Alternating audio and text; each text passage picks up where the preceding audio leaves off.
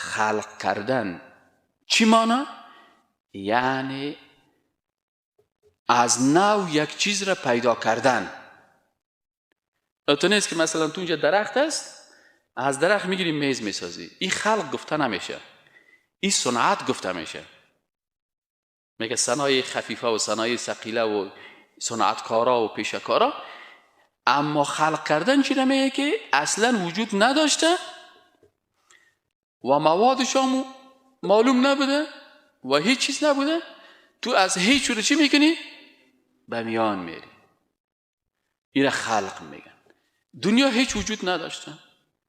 اذا اراد شیئا ان یقول له کن فیکون. وقتی که الله اراده کرد که انسان پیدا شود، عالم اسباب هم الله خلق کرده. ما و شما در عالم اسباب هستیم، لکن خلق کننده ذاتی است که حتی بدون عالم اسباب دنیا را، حالا اکثر مردمایی که کافر میشن و والله اول تخم پیدا شده یا اول مرغ پیدا شده یا اول دنیا چه قسم پیدا شده یا این قسم شده در این جالا، اینا کلشان در عالم اسباب و در وسایل ساینسی گپ میزنن. اما خالق که شناختی، وقتی که میگیم الله خلق کننده است، معنایش این است که الله هر چیز را که بخواهد بدون از اینکه کدام مثال از او یا شکل از او یا نقشه از او یا تصویر از او باشه، الله هم از را خلق میکنه و خودش با علم غیب خود هم نقشه میپرته، هم تصویرش جور میکنه، هم تقدیرش جور میکنه، هم خلقش میکنه. فهمیدین نه؟ پس خلق کننده دنیا و خلق کننده مخلوقات و خلق کننده حیوانات و خلق کننده پرنده ها و خلق کننده تمام الله سبحانه و تعالی است.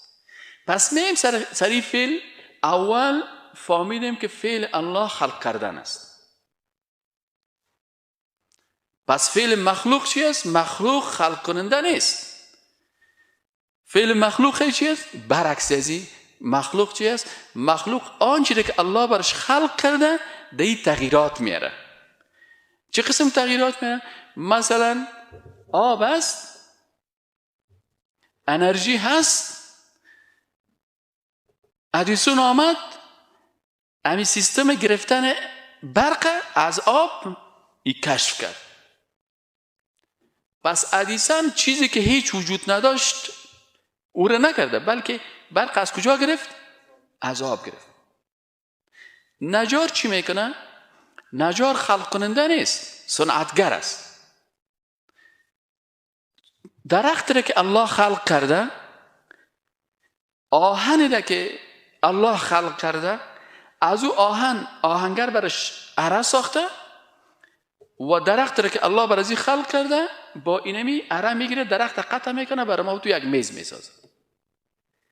پس انسان فعلش صنعت ساختن است، یعنی در مخلوقات الله از یک چیز دیگر چیز میسازه.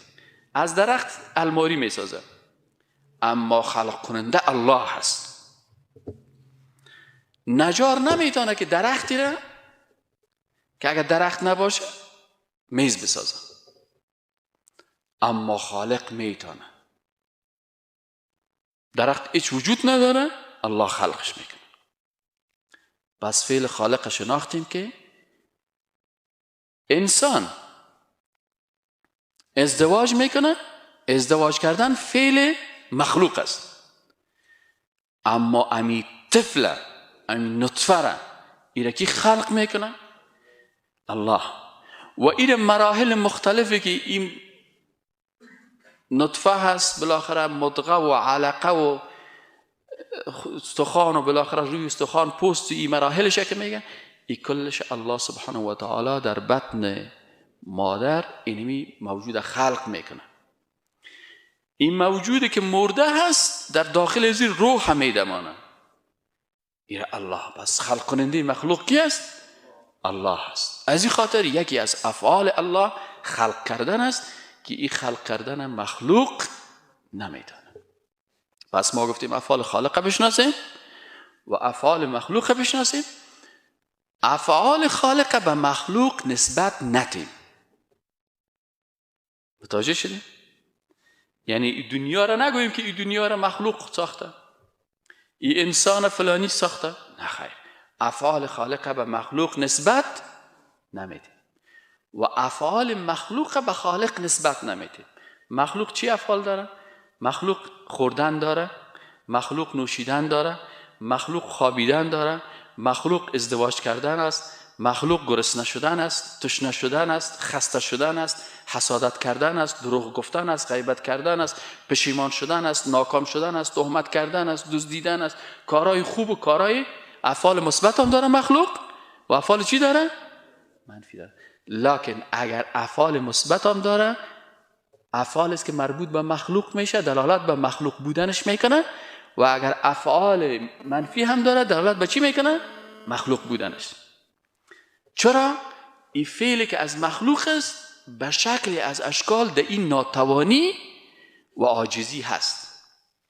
مثلا خوردن فعل مخلوق است نه؟ خب ما مثلا میگیم اینه من سر 20 قسم کباب میمونم، غذا را میمونم میخورم، یک فعل بسیار خوب است. لکن میگیم نه نه نه، این خود صحیح است که تو میخوری، لکن چرا میخوری؟ چون مخلوق هستی، اگر نخوری زندگی کرده نمیتونی. پس وقتی که مخلوق هستی بدون خوردن زندگی کرده نمیتونی، پس خود اینمی که این غذا را میخوری دلالت به عاجزی تو میکنه. یعنی من امروز صبح چای نخوردیم، اگر امروز چاش تا نان نخورم تا ساعتهای 3 بجه 4 بجه دیگه وضعیتم خراب میشه. در رمضان خب قدرت الله هست که به روزدار قوت میته تا شام قرار بیغم هستی، شام و مازان میته، هیچ دقیقش نیست، میگه برو خیر است یک 15 دقیقه دیگه حوصله کرده میتونم. اما روزه که نداشته باشید 2 بجه 3 بجه که شود از گپ زدن و از درد زدن میمونیم. پس درست است که من میخورم ولو غذای خوب میخورم، لکن اینمی غذای خوبم که میخورم دلالت به این میکنه که من چی هستم؟ عاجز هستم و ناتوان هستم و بدون غذا زندگی کرده نمیتونم. پس من چی شدم؟ پس فعل مخلوق دلالت به چی میکنه؟ به محتاجی میکنه. از این خاطر میگه که ما افعال مخلوق به خالق نسبت نمیدیم.